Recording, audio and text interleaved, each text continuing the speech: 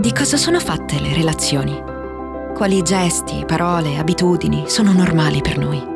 Quali non lo sono? Nelle relazioni sperimentiamo, ci conosciamo e talvolta siamo coinvolte e coinvolti in situazioni di violenza. Ma sappiamo riconoscerle. La violenza ci riguarda.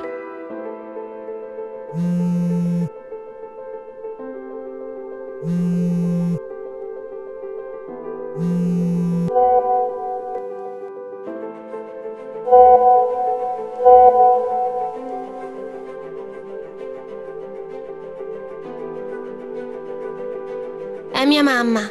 Devo andare.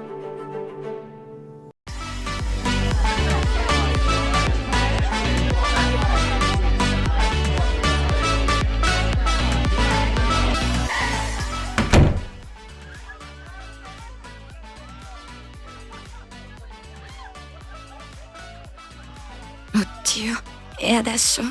Perché non entra nessuno in bagno? No, non lo voglio. Adesso questa cosa fa? Non ci sta più. E se poi dice che sono... Ma se non lo faccio poi non lo vedo più.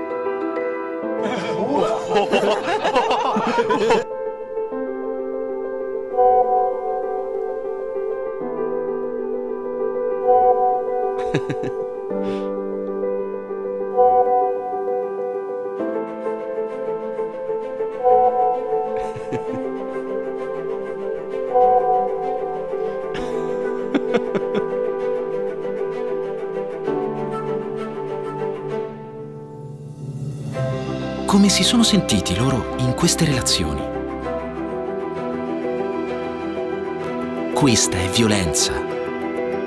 Niente la giustifica.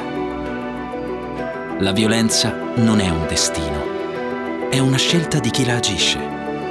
Cambiamo insieme la cultura che legittima la violenza.